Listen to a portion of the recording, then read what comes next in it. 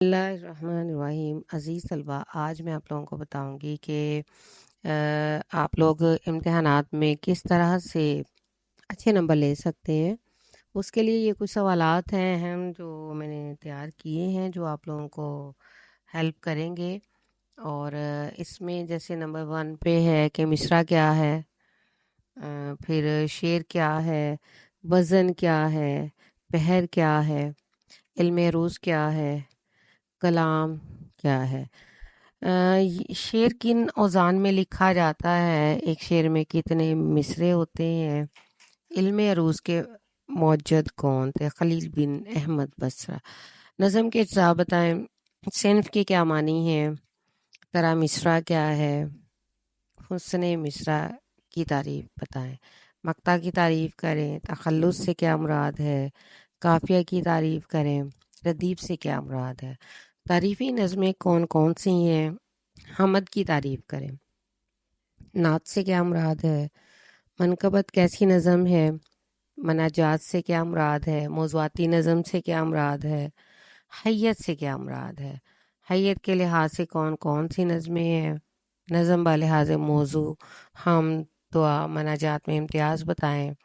نظم کے اجزاء مصرع اور شعر میں فرق بتائیں،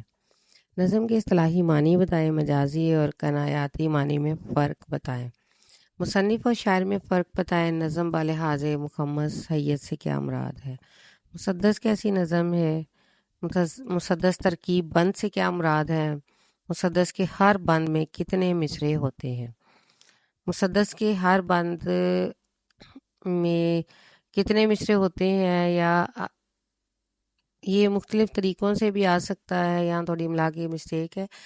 ٹیپ کا مصرع کیا ہے، شعر ٹیپ کا شعر کسے کہتے ہیں، مخمس ترجیح بند سے کیا مراد ہے، مخمس ترجیح بند کیوں کہا جاتا ہے۔ تو یہ ابھی چند سوالات ہیں جو میں نے آپ لوگوں کے لیے بیٹا تیار کیے ہیں، تاکہ آپ لوگ کم از کم ان سوالات کو جب آپ تیار کر لیں گے حصہ نظم کے حوالے سے، تو آپ کے بہت سارے سوالات MCQs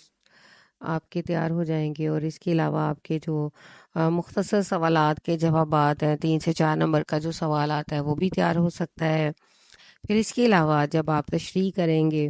تو شعر کے اندر جب تشریح کرتے ہوئے فکری و فنی جائزہ لیتے ہیں تو وہاں پہ بھی آپ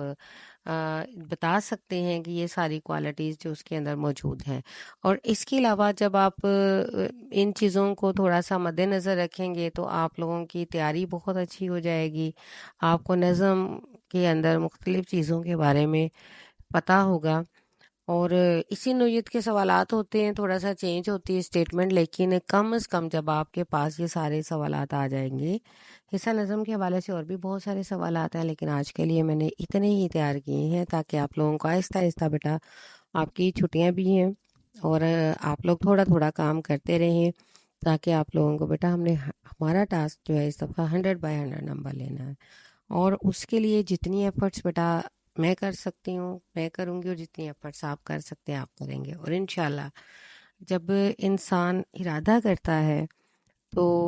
اللہ تعالیٰ اس کے لیے راستے بھی آسان کر دیتا ہے، اور اس کے وہ کام ٹارگٹ اچیو کرنے میں مشکل پیش نہیں آتی۔ کہتے ہیں نا کہ ارادے جن کے پختہ ہوں، نظر جن کی خدا پر ہو، تلاطم خیز موجوں سے وہ گھبرایا نہیں کرتے۔ شکریہ۔